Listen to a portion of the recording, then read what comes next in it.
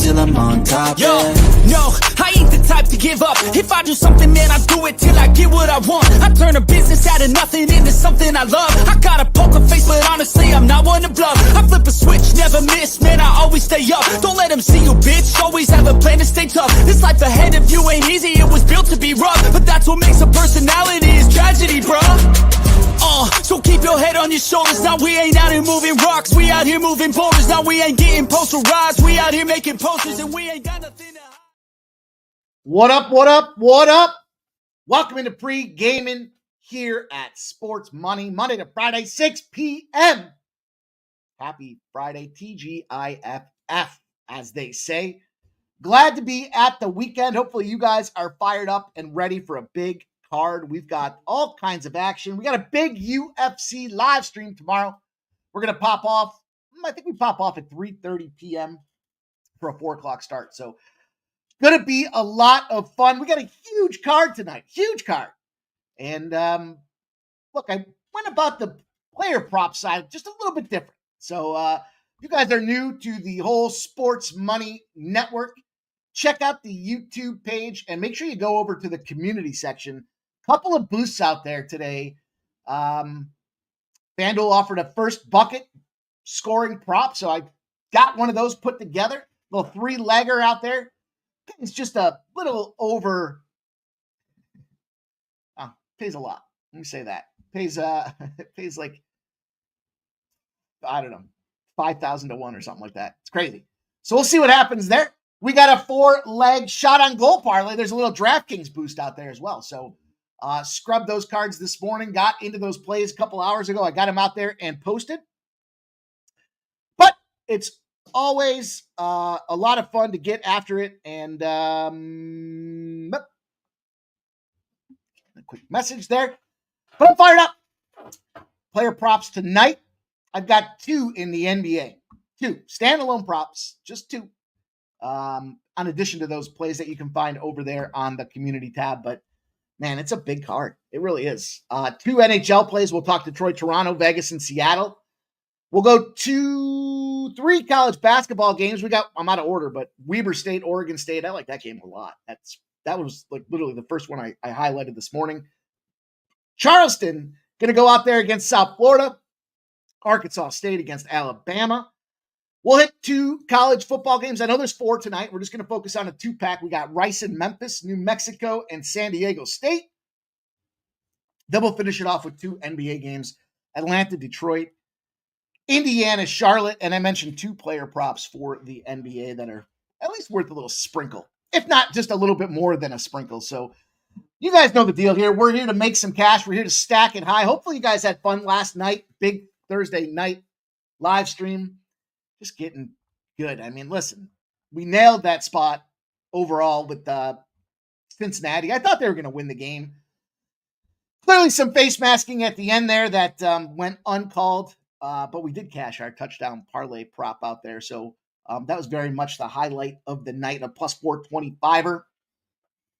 And I know cocktails were flowing because I went in there and hammered that live bet on Mark Andrews to score a touchdown. I think he got it like 3 minutes later, maybe 4 minutes later, but that was fun. Basketball, college basketball, not so good. Prairie View got the break speed off him. Cal Poly didn't cover either. App State gets gunned down, and Florida Atlantic got the snot kicked out of him. The Utah Jazz, not so good.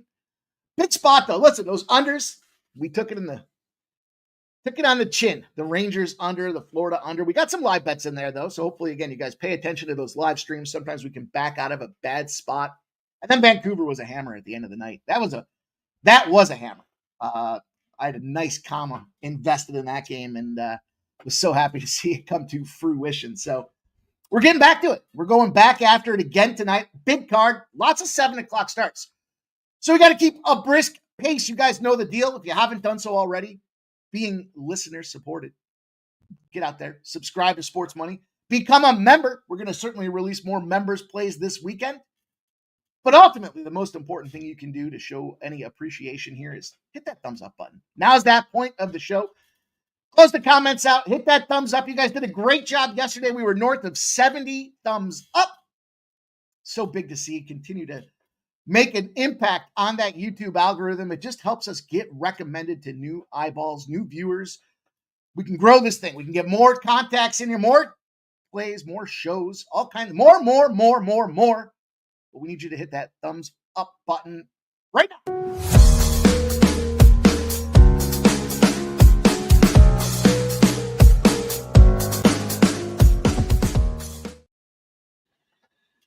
Time to get to work. You guys know the deal. Get that pen and paper ready. Lots of things to write down here tonight. Lots of angles, lots of trends, lots of player props, all kinds of things going on here tonight against this card. And you know the deal, the best in the business. They assemble here.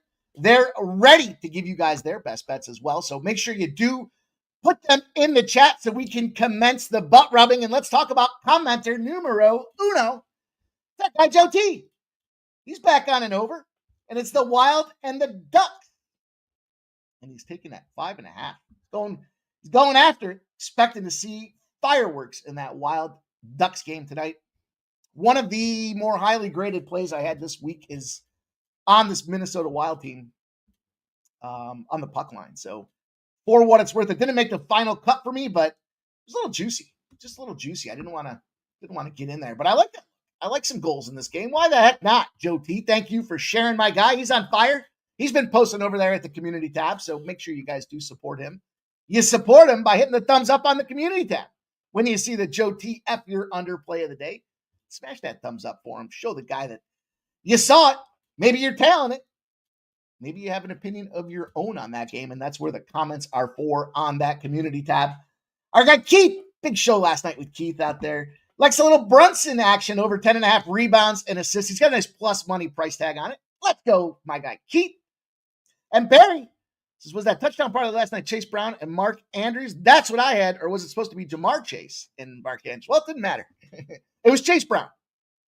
It was Chase Brown and Mark Andrews. But hey, look, 2+ touchdowns, 3+ touchdowns for Jamar Chase. Man, that combo is electric. How about this, though? I saw the stat, the 2 games that Joey Burrows played Baltimore this season. 9 touchdowns, only 1 interception. 0-2. Just can't get it done. Can't find a way to knock down that Baltimore Ravens team. What a mess. Poor guy. But if you have fantasy players in Jamar Chase and Joey Burrow, then you're happy. I certainly do on my team, and I am happy. Shout out to Joe W. Shout out to Barry. Says either way it cashed. Hell yeah. Shout out to Damon Waring. Appreciate this guy coming in here rocking with us. Says love the show, brother. Appreciate the content. Man, thank you. Kind words from a guy in Damon Waring.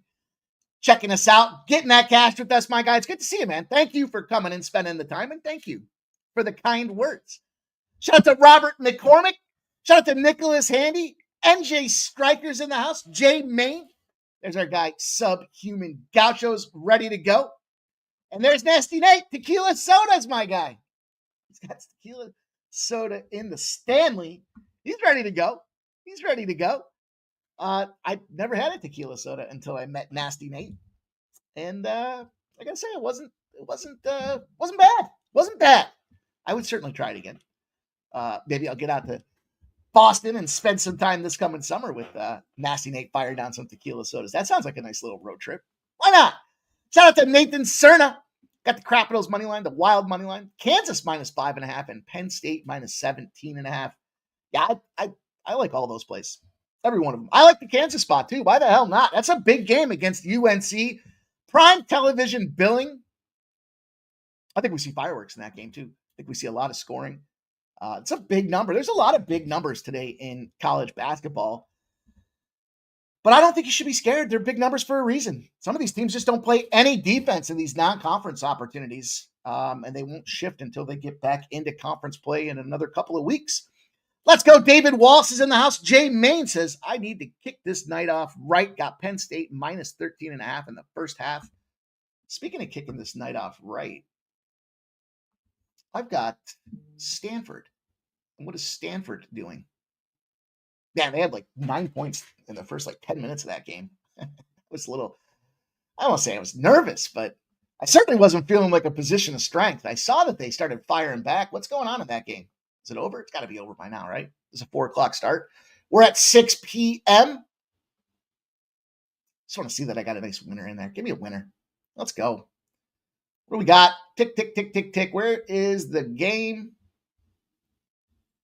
Ha! There's a lot of games today. Here we go. There we go. Oh, yeah. Easy winner. 27 points. Jesus, 50 points in the second half. Never in doubt. Let's go. That's going to kick my night off. Let's get this thing. Jay Peasy's in the house. Jay Peasy got that baloney spot with, well, I hope he got that baloney spot with me today, Jay Peasy. Let's go. Nuke Workers in the house. My guy. Nasty Nate says home team Rebels minus 13. Shout out to Nuke, my dude. Nuke's a fun guy, man. Nuke Worker is my spirit animal, man. That dude is a fun time and a hell of a cornhole player. Maybe you didn't know that about my guy, Nuke Worker, but hell of a cornhole player. Shout out to Old E, huge supporter of the show. Stunt Blasters ready to roll. Dan Kelly says, come on, Pimp Slapper. Since he had that one, can't say they couldn't get it done. Yeah. How about Jamar Chase after the game? He says, I'm always open. Sometimes Joe Burrow doesn't see it. Shout out to Justin McCalvey giving us the sports money is money. Love to see it. Let's go, you guys. It's going to be a fun night tonight. Coins in the house. He's giving me the update. Thank you. Appreciate that. Nasty Nate says you. I'm coming to Boston anyways, Nasty Nate. I'll find you. Let's go. Shout out to Todd Clinton in the house. Says, who you got, Tyson or Paul?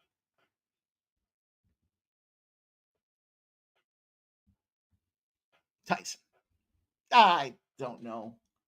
That's a Tyson. What are the odds? We got a second here. Let's take a look at these odds and see what we can find here in this boxing soiree. Boxing. What do we got? Moving. If anybody can tell me what those odds are, it will save me a whole bunch of time. Very curious what those odds are. Very excited. That's going to be a fun one. I saw some things about Tyson puking up blood or something. I don't know what was going on, so I'm not sure entirely what the hell's going on there, but Nuke Worker says Tyson will get smashed. And Tyson said he tapped into his alias, or what did he say, his alter ego? Iron Mike is back? There's my dude, Ramon. Shout out to Ramon Scott, man.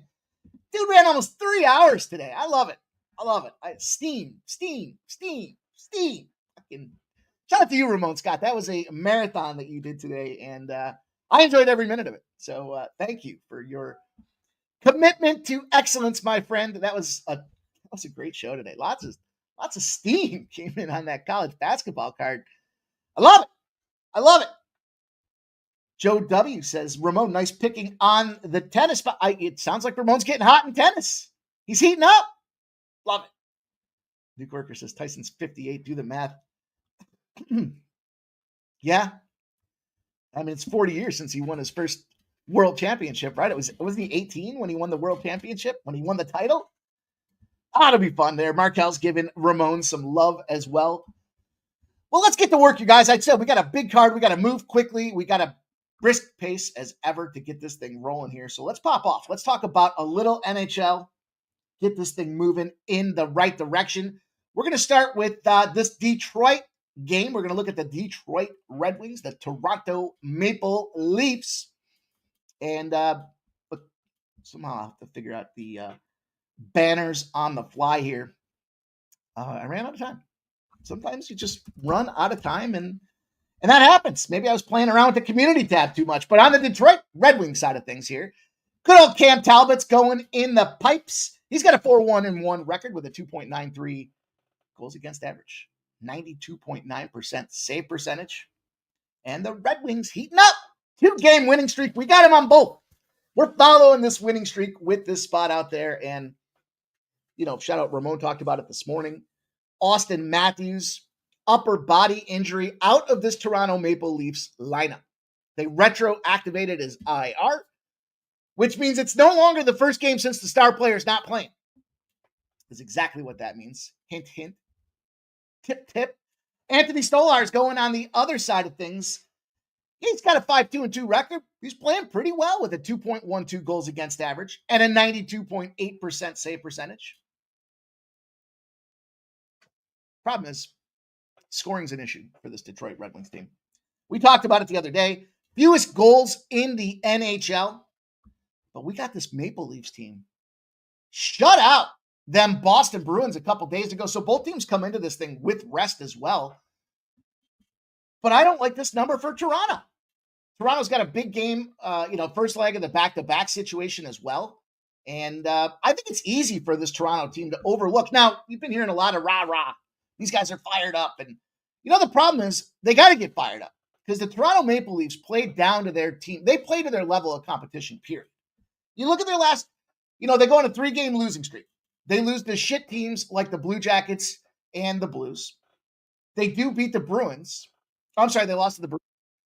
They come back, they beat the Jets and the Kraken. So kind of play into that competition. That Bruins game they lost was 4-3. The Jets game they won was 6-4. Then they get the Kraken, they wax them. They lose again to the Blues 4-2. They lose to the Wild 2-1. Wild obviously on a hell of a streak right now. And then they do come back in that revenge spot against the Boston Bruins. It's just, do you want to get into this number? This is the price market with this team, and I don't want any part of it. To me, this has got to be a Red Wing spot here. I like the plus 165. I think that's a great number. We're seeing the number coming down on this Toronto Maple Leaf side of things as well. It started at minus 192. It's now sitting at minus 184, and everybody's betting on this Toronto Maple Leafs team, except me. I am rolling in. I'm going to take a little banger here. Give me some love. Give me some Detroit Red Wings. Maybe I spent too much time with sub. Maybe that's the problem I've got right now. But I think at a plus 165 price tag, you can't go wrong with this spot. It's a great value.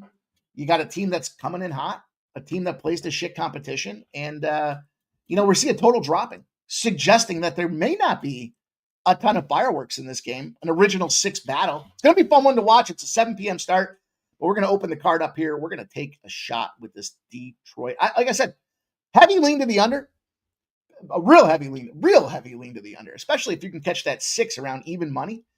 6.5s are priced at minus 142, but again, numbers coming down with all you got just kind of a double reverse line movement spot in that game. And it certainly has the feeling of a trappy spot for this Maple Leafs team. Detroit, can they score enough? They're going to have to get at least one to win this game. And, it kind of has that feeling to me like a 3-1 type of final, maybe a 3-2 final. But either way, I think there's some good money to be had. And Big Scott says, even though everybody on the Red Wings are sick, yeah, I'm okay with it. I mean, you got to get fired up to come into Toronto, right? You're not going to just sit out there and loaf yourself into this game here. And, from an injury perspective, really Gettinger's the only guy that's really out of this thing. Some guys play better when they get the medicine in them there. And we've all heard stories about those types of games. But Austin Matthews is the big piece for me, taking this guy out of the lineup. Now, there's a lot of guys that can score, but we're past that first game of the star being out. And I think it's plenty enough of 165 spot for us to get this cash. So let's roll. Let's move on. Let's get to this next game we've got here. Little BGK action against the Seattle Kraken. And you've heard me say, not high on this Kraken team. Not one iota. And we got this Golden Knights team that's kind of coming out here, and they have not played well on the road this year. Surprisingly, they've got a 9-3-1 record, but sluggish at best on the road. Is that fair to say? I think that's fair to say. They just seem to struggle. Like that West Coast or that Florida trip on the East Coast was no good for them guys. But we're in the Pacific Northwest. They're kind of in that same time zone, and I don't think that travel is going to impact this team as much as maybe some might think. Now, we're still waiting to see if it's going to be Aiden Hill. It looks like he was the first guy off the ice, and he's got himself a decent record this season, 6-2, but a 3.01 goals against average and an 88.2% save percentage. The other side of things here, Joey Decord at 3.16 goals against average and 91.5% save percentage out there. And we talked about this the other day, so I don't want to say I'm talking out of both sides of my mouth here, but what's the problem with Vegas? Well, they're not shooting the puck. They're scoring at an incredibly high rate. Is it sustainable? I don't know, but I know the problem is whenever I see a goaltending issue out there, when you start seeing some of the rubber falling off the tires, the tread wearing thin, that's an issue if this Vegas Golden Knights team can get hot. And Philip Grubauer sitting out. They haven't exactly said what's going on. He's got an undisclosed injury, but that seems like trouble to me. I got some great Vegas Golden Knight numbers in this one here. How about this? More of a fade on the Kraken. We talked about this one, and we've been cashing on it. Short conference home dog. They're only 1-20. So where you think you're catching them at a nice price tag at home, you're not. In fact, you're lost 20 out of 21 games. It's the margin. We talk about the margin. That trend, solid, with a 2+ goals against average overall in those spots out there. It's a short NHL card for me. I would certainly look at an under 3.5 shots on goal for Jack Eichel again. But I like this Vegas team here. I think it's a good price tag for us, knowing that we've got that 1-20 trend. Short home dog for the Kraken. Home cooking. Ain't good looking if you're betting on them Seattle Kraken, and that's good enough for me. That's Minnesota goalie. He tailing off. Ducks Wild moving to 5.5 to the over. I don't want to be against my guy. I don't want to be against my guy in Joe T, but it does have a feeling to me like is that going to be a tighter game? I don't know. Who's in? Let me see who's in net for this one here. Let's take a look at this Minnesota side just real quick while we've got this one in the purview. And let's see what the situation looks like. Gustafsson, Dostal. Gustafsson's got a 6-2-1 record, 2.62 goals against average, 91.7% save percentage. Dostal, 4-4-2, 2.5 goals against average. If it wasn't for the jerseys, I would say I completely hate the Anaheim Ducks. They're in fuck off forever mode for me. But those jerseys are fire. I like them. It's, we'll talk about that in a college football game too. Now, is that enough for me to get excited and want to go lay that? No, it's not. No, I've got a huge spot for this Minnesota Wild tonight. And the other thing, talk about low goal scoring, 2.1 goals against or goals for on this Anaheim Duck side of things. I think Minnesota knocks the brakes off these guys.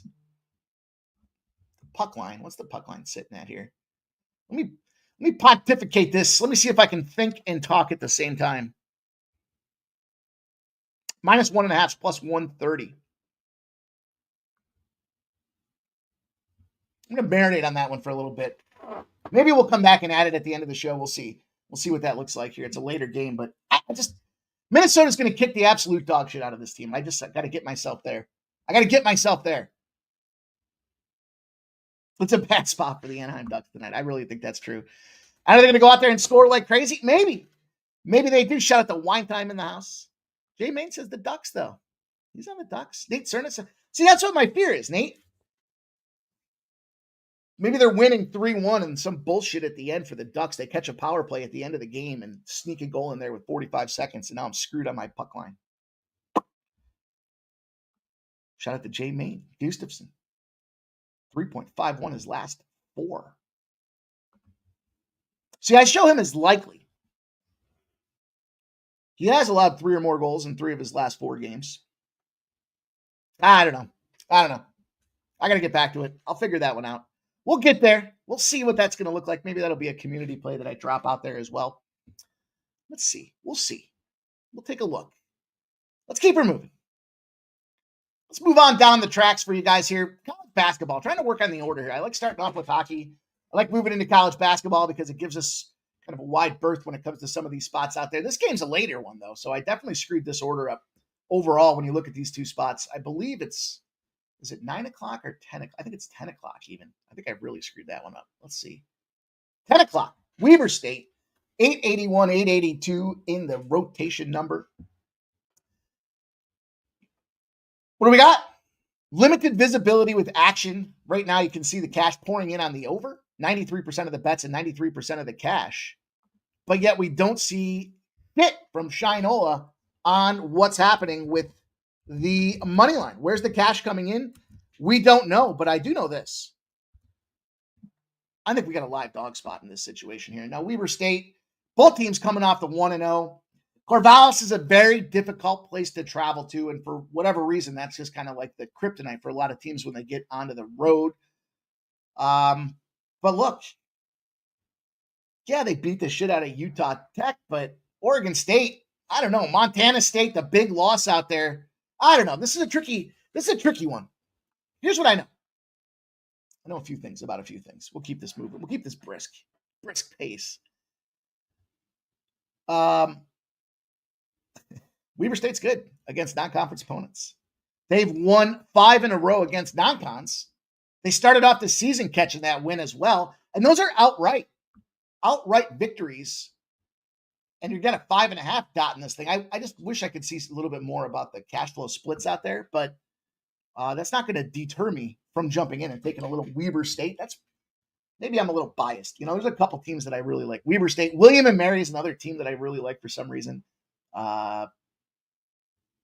It's kind of a short list, I guess, now that I think about it, but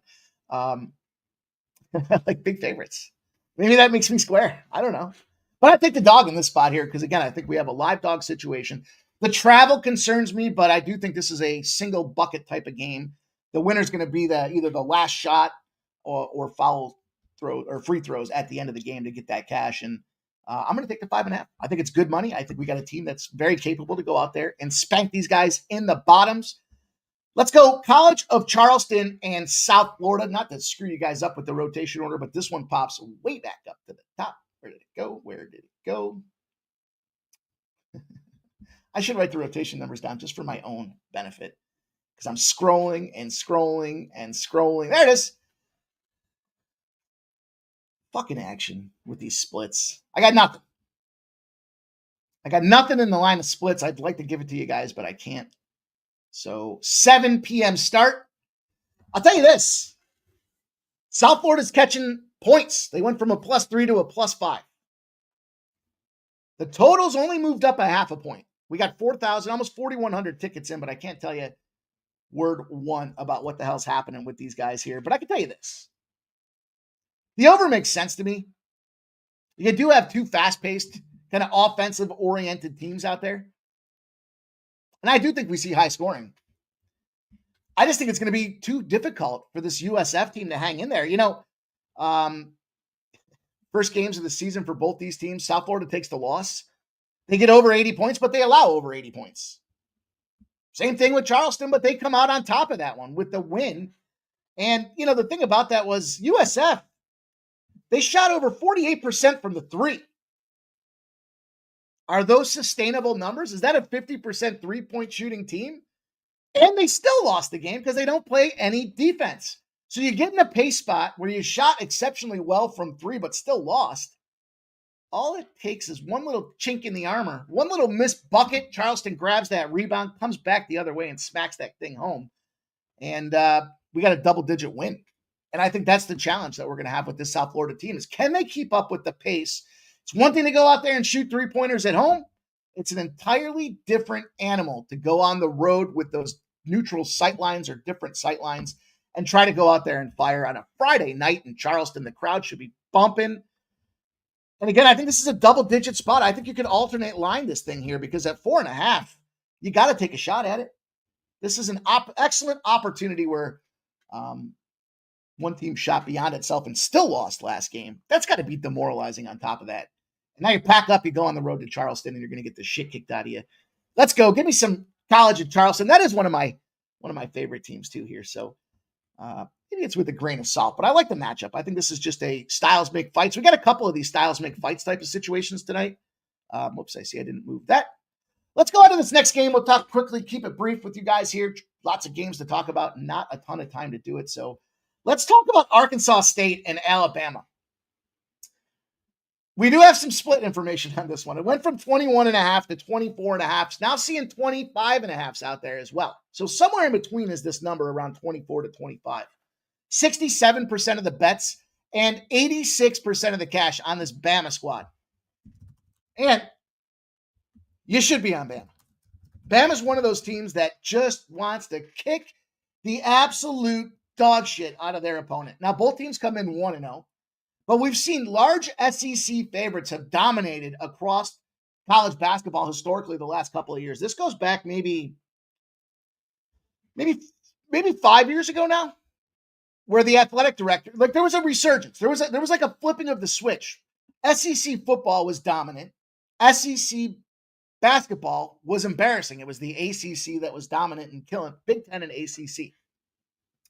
The athletic directors of all the schools get together with the chairperson of the SEC, and they say, look, we understand that we're a football program. The SEC football is going to be our bread and butter, but you got to make more of an effort in college basketball. And over the last 3 years especially, I mean, look, Bama's ranked number 2 in the country. They get a coach out of Odoms that comes down from University of Buffalo, brings University of Buffalo to the Elite Eight for the first time in their program history. And he gets out of Dodge because he gets the better opportunity. And, Bama, they got beat up against UConn in the championship, 86-72 final in that game out there. Certainly felt sour grapes. They get UNC Asheville. We called them Cashville last year because we made a ton of cash. They were laying 28.5 points, and they doubled them up. 110-54. Ark State couldn't even cover the spread against Akron, laying 5.5 rather. The Zips come out there and cover. It was an 80-75 win. You're going to let a MAC team like Akron go out there and put up a 75 spot on you, and you got an angry and hungry Bama team to kick the shit out of you. They're looking for style points early in the season, and it's going to be an ugly, rough night. We know that this Bama team, just frankly, again, boys versus men is what it's going to come down to here. They should easily get this game by 30 points. This is probably a 35. You got another 10 spot in this one.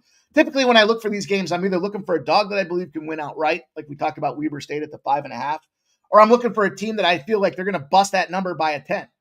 College of Charleston should win by 10.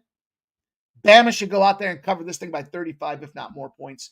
Unless they just have a horribly off night, they can't find their rhythm, they're going to beat the brakes off of Arkansas State. That's a take it to the banker right there. If you want a pimp slap play of the day, let's go right there. Let's look no further. You found it. It's going to be Bama. It's going to be minus 24.5. Ugly setting in this one here. Jay Peasy had the Wild minus 1.5 last night. Let's run it back. Jay Main's going to go with the Ducks. Okay. I got you. Let's go. Let's keep her moving here. Record time for the show today, I think, here. What do we got? Oh, we still got 4 games to wrap into, plus 2 player props to talk to you guys about. So let's move. Busy. I'm excited. We're going to record the NFL prop shop tonight. Special guest coming in. Excited to share that with you guys. 2 props, a parlay from each of us. It's going to be a lot of fun. We've been very successful in the prop game out there. I think that's my new favorite way to play the NFL. Touchdown props are phenomenal. Been banking them 2 in a spot. I'm going to definitely come back and release a touchdown parlay for the early morning or the afternoon, the 1 p.m. and then the 4 p.m. slates for college or for the NFL on Sunday. But I'm excited about the prop shop. So again, keeping this brisk pace, want to keep it moving. Let's talk about some college football. We've got the Rice Owls and the Memphis Tigers. It's a weird game. It's a weird game in the fact that kind of both teams' strengths are against each other and both teams' weaknesses are against each other. Overall, when you look at these numbers here, this number's coming down on Rice. And it's bros versus Joes. The public, the bets, the percentage of bets are 62% on Memphis right now. The cash is 69% on Rice. And who won the battle? Well, in the eyes of Vegas, the bigger better scared him. They moved this thing all the way down to 7.5. That's a 3-point move. But it's still floating around that hook, past that key number. And the total's dropping. 52.5 down to 50.5, down to 49.5, with 89% of the bets and 78% of the cash on the over in this spot out there.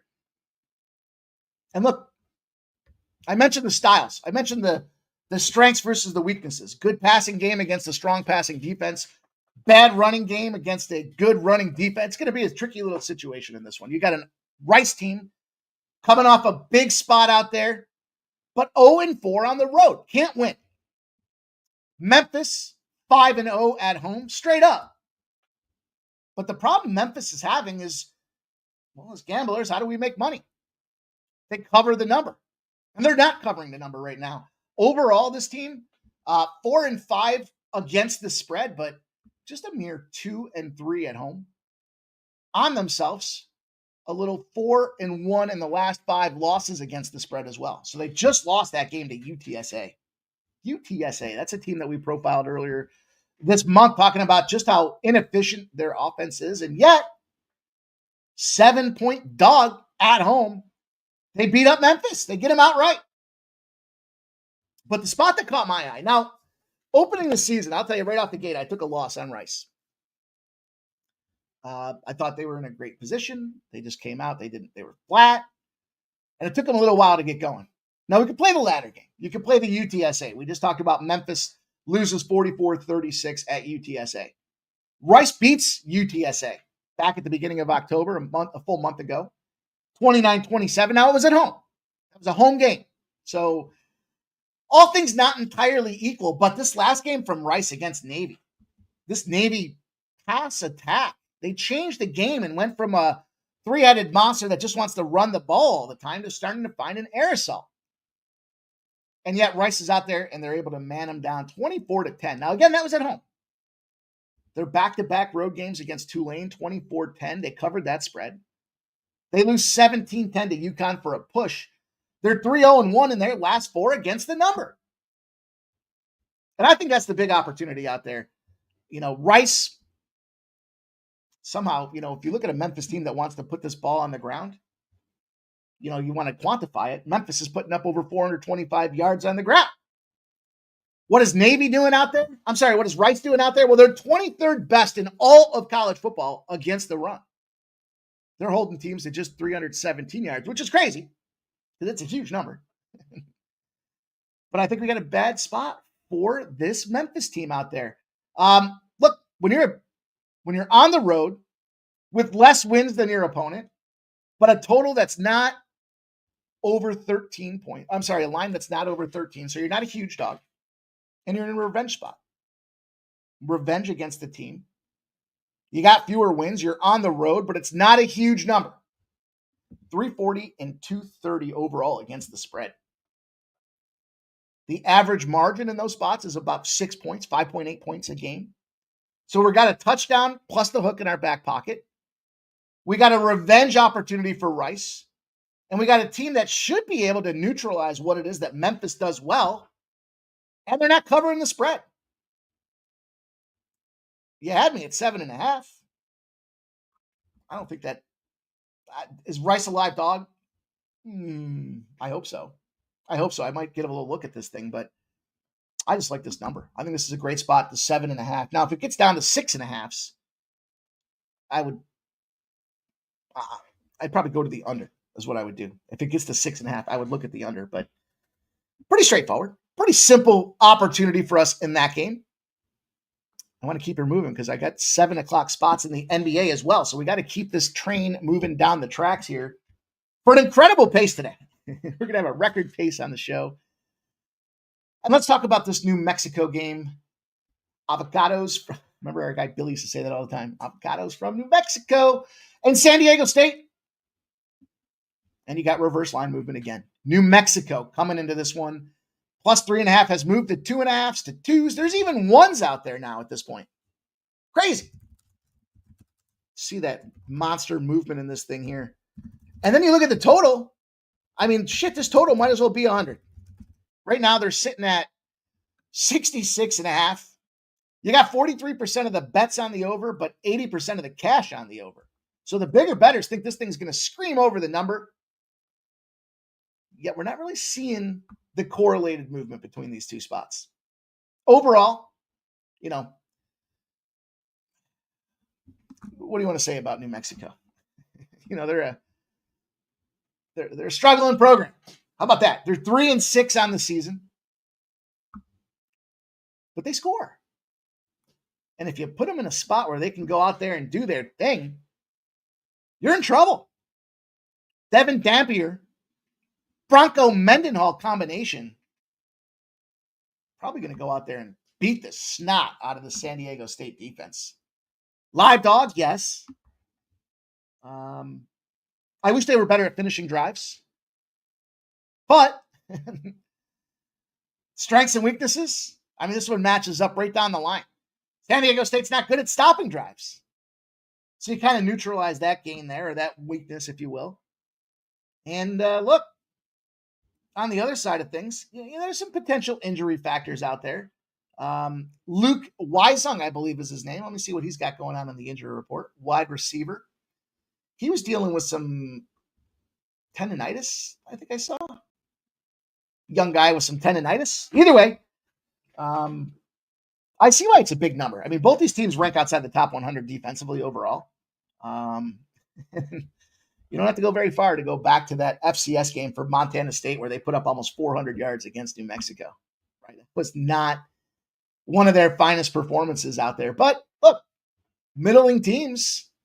And you got a New Mexico team that likes to go to the over. They're 7-2 on the season to the over. Frankly, San Diego State's done. Put a fork in them. They don't do anything really proficiently at all. But yet somehow they're sitting there. This 2.5 kind of made me feel a little bit like that Western Michigan game the other day. The only difference being that, Western Michigan was at home. I just think this is a spot where you got to take the dog. But I'm not just going to take the dog. I'm going to run a teaser on this one for you guys. What we got? Shit. I got to come in here and do some maintenance. That's what I got to do. You can only have so many banners. You can only have 50 banners out there. How did we get to 50 already? This is a little T spot for me. And I'll tell you, when I looked at these numbers, the big thing I saw first, we got a streak factor. When you look at these teams and you look at recent performances out there and you analyze what's been going on with New Mexico. Frankly, when you see an opponent that's got a streak going of 4 games or more, and then they take an L, which was New Mexico against the spread. Flip side, you got San Diego State. Now, here's the thing. 4 straight covers, then a loss. That creates the active trigger here in the dog roll. Fading those teams benefits you to a 60-27 opportunity for New Mexico. You're in the dog roll. Team came off of 4 straight covers and then a loss. The books don't entirely know how to readjust it. The margin I wish was a little cushier. It's 3.5, but 3.5 on a 2.5 is a 6. And that to me means that we've got an opportunity for this team to win outright. Now, the other side of things here, you want another one that kind of favors it. This is a Friday and Saturday specific trend. You're in a revenge spot and you're off a loss. Those are glorious book opportunities because they look at the last time these two teams played and they say, well, they lost. And then you're buying low because they just lost. In those spots, you got an 87-40 spread if it's a Friday or Saturday game. I don't know why Mondays, Tuesdays, maybe Mondays, Tuesdays, and Wednesdays because it's Maction and Conference USA. Maybe that's why those games kind of fall out of the equation. But in this realm, 87-40 in the revenge spot off a loss with a team that's certainly capable of going out there and running the ball with a stronger offense against a porous defense. I think the reason I went with the teaser on this to the 72.5 is because I didn't see the cash moving in. I want the 8.5. The 2.5 freaks me out a little bit. I don't know why they're not favored in this game. Other than I guess maybe because they're on the road. Because technically, if you look at it, 2.5s, you get 3 points if you're the home team. So they're saying that they're a 5.5 point better team. I'm sorry, a 0.5 point better team. I don't think it's that close. I don't know why I'm so scared about the 2.5, but I'll take the 8.5 and I'll take the under 72.5. Look, the team total for San Diego State is 33.5. I don't think there's any way they get there. I'd be surprised if they get to 24. That's a missed number by about a 10 spot, in my opinion. And again, we've got that big trend going on, so we'll take advantage of it. Shout out to you, Nuke. Thanks for dropping by, my dude. Scott Blaster's got some plays out here. Iowa, UCLA under. Iowa D travels. Dana Delp likes Rice and UCLA in a teaser. Okay. Dana Delp likes Rice. Nathan Cerna got Memphis first half. Okay. I don't think that's going to be a Well, I don't know. It'll be fun to watch that game, that's for sure.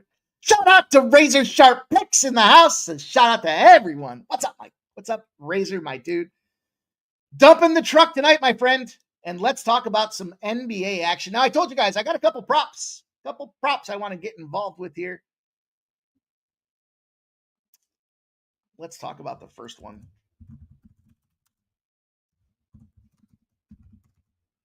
Do this one for you. I was slow on my banners. Excuse me, because I was slow on my banners.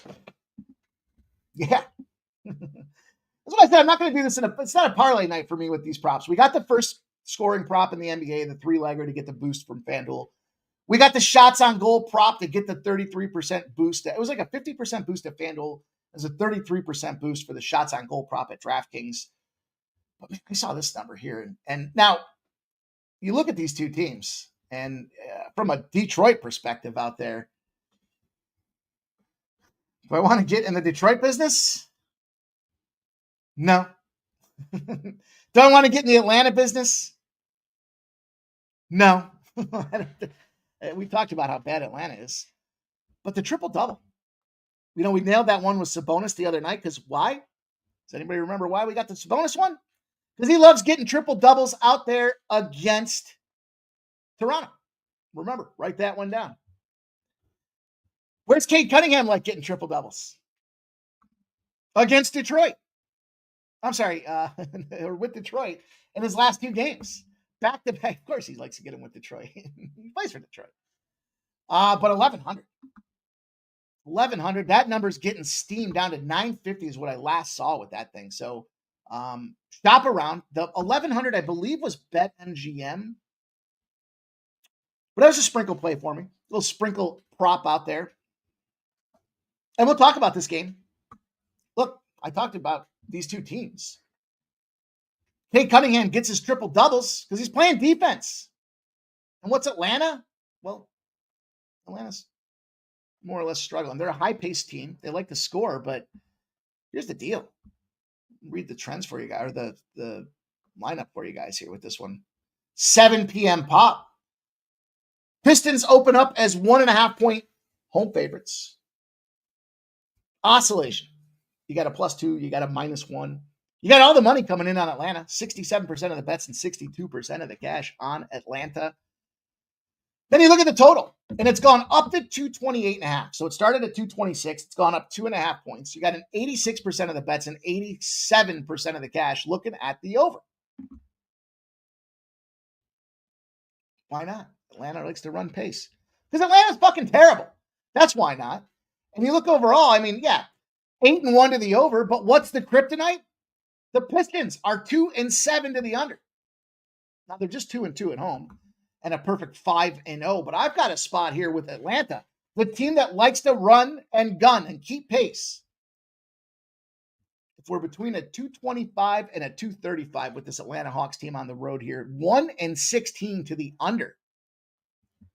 And we're catching a 228.5. 2.5 points up from the opening, right in that sweet spot for us. That's how we're going to open up the NBA card and get paid tonight. Going to take an under. Little live spot under. Well, not a live spot, but turning the plane into the storm and looking at a team that likes to go over and seeing them in an under trend. Hell yeah. Especially when we've got an extra 2 points in the back pocket. With all that money coming in, this thing should have gone 5-6 points to the over, not 2. Shout out to Ramon Scott. Says Booker upgraded to probable tonight. All right, I've got one more player prop for you guys. Talk a little bit about this Golden State game. How about Steph Curry? No, unless he's not playing. Somebody tell me he's not playing. And then this one will be worthless. But I expect him to be out there. The Cavaliers setting a franchise record 9-0, but don't look now. Golden State 7-1. Who'd they just handle? We all know it. It was not a Celtics smash spot. Not in the first half, not in the full game, but to the over.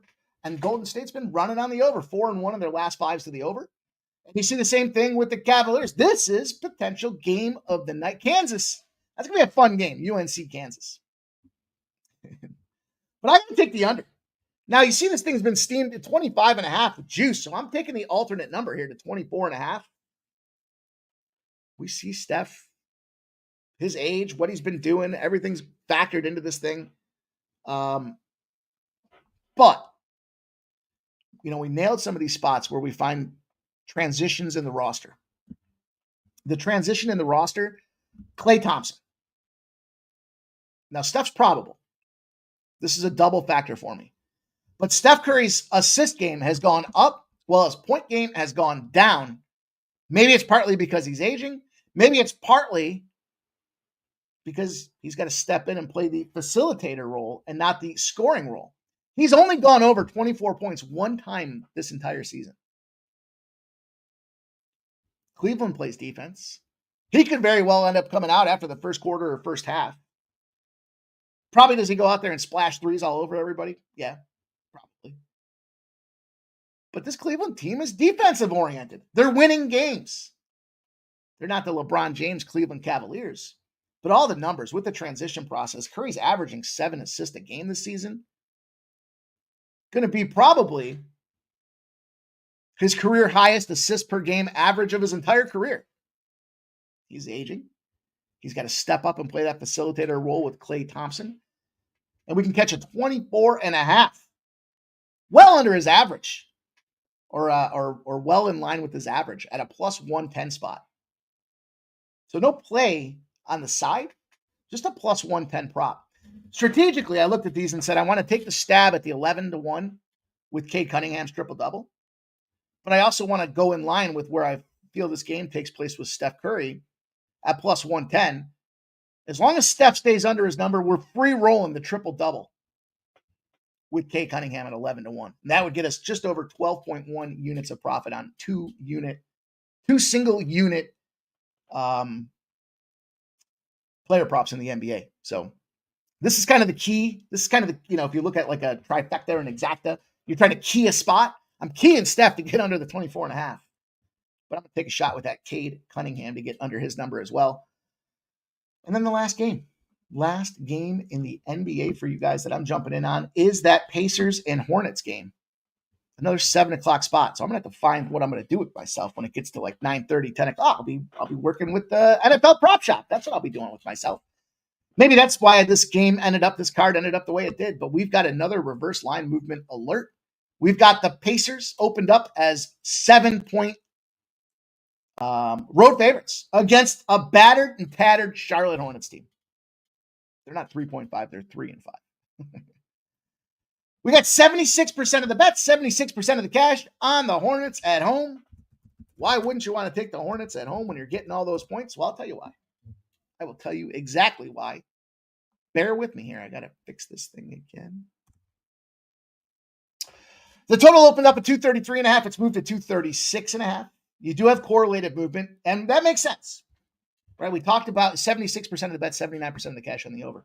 But we talked about this the last day when we profiled the Pacers. What have they been doing? They've been scoring again. They're back on that fast-paced team. They didn't start the season off like that. And you got 4 straight unders in a row for this Hornets team. Why? Because they're struggling to get to 100 points. I mean, around 105 or so is their team average right now. But look at this team on the Pacers side of things. Just on the surface, you got a team that's struggling to get to like 105. And you got a team in its last 5 that put up 115, 135, 118, 134, and 118. Is 7.5 enough for these guys? I don't know. But I'll tell you this. We cashed on a trend last night. We're going to run it back tonight. Road favorites. Facing a team they lost to the last meeting as a favorite less than a -3 are 42-9 in the revenge spot.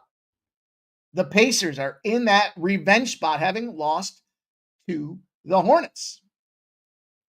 The margin of victory, almost 6 points a game, 42-9. I'm going to jump in and take some Pacers action. LaMelo Ball is probable. Miles Turner is questionable. Miles Turner better get his ass in there, and he better get the first point because that will correlate to the first point scoring prop that I laid out there. But I got to take I got to take the Pacers in this spot here. I like what they figured out, and it's clicking with pace. They're finding success, and this is another kind of cap the card off the way we started the card. This is a team that's standing on the tracks, and the train is very much coming through. That train is coming from Indiana. Get out of the way, Charlotte. You're going to get the shit busted out of you tonight. There we go. We got him in before 7 o'clock. That is a success factor. I always get nervous with a long card that we won't have enough time to go through all of them early spots, but Markel kind of disagrees on Markel, my dude. We're not always going to agree, but you can't disagree with the fact that Curry's only gone over 24 points once this season. And he's transitioned into the assistant facilitator role with Klay Thompson being out. But it'll be interesting to see what happens. Kind of a weird stab at it because I don't normally just try to, an 11-1 with Cade Cunningham, I'll just play that and feel, it was no problem with me doing that with Sabonis. I'm fine with it. Especially when he gets the triple-double and that thing cashes later in the night. You feel great. But just having a single spot on Curry not going out there and performing definitely doesn't get me feeling excited about this whole thing. But I'm still in it. I'm still in it to win it. Ramon Scott says Booker was upgraded to probable. I'll tell you what. I found the gift that keeps on giving. I'll give you guys one more NBA play. I'm not going to even say it out loud because it's not like Beetlejuice. I don't want to get Beetlejuiced in this thing and see this fucking maniac show up here. But I'll say this. The gift that keeps on giving is somehow somebody popped up on my timeline that has been a full-fledged fucking fade. I don't like to go out there and you guys know my position when it comes to certain things, like exes. And I don't mean ex-spouses. I mean red exes. But I'm going to tell you this. The Phoenix Suns are the fade spot out there at plus 3.5 for the Phoenix Suns. We'll add that one to the card too. We'll make that one an official play for you guys as well.